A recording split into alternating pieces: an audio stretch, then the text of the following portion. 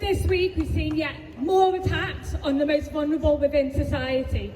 Since Labour have come into power, we haven't seen any improvement. If anything, it feels like it's worse because so many people had more expectations. We've seen the two-child benefit cap continued, we've seen cuts on winter fuel payments, we've seen the WASPy women not get the compensation that they deserve, and now we've seen attacks on disabled people and the benefits that they rightly should be claiming.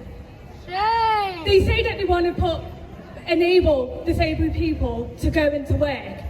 You don't do that by cutting benefits. You do that by making workplaces accessible for disabled people. You make workplaces and hours more flexible so that when they need time off sick, they get paid for that time off sick. When they need to go to hospital appointments, they have time to go to hospital appointments. Address the issues of poor employers who do not give their workers these rights. That's what we need to be doing, not cutting benefits.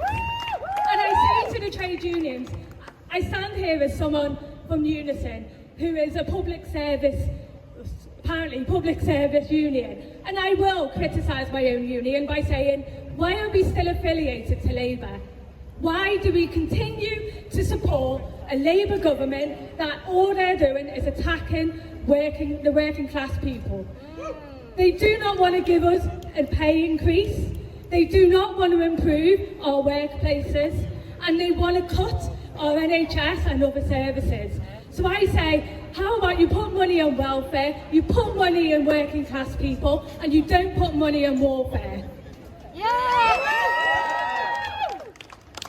I work in Cardiff Council, and I'm a social worker. I have been for 11 years. And I have never seen so many cuts as I have done more recently.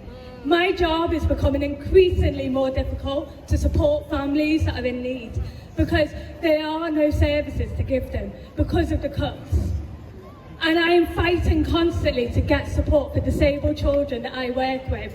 I see in education the cuts to services for disabled children, the amount of children who are reduced timetables because they don't get the support they need in school. So we are now cutting their education. We need to be putting money in education. We need to be putting money in community services and not just relying on informal carers who do an amazing job for no money. They are the ones who are going to be affected by the cuts to benefits also. It's not just the disabled people who receive the benefits, it's their carers and their communities also. We need to fight back, and we need to make sure that if you're in a trade union, you are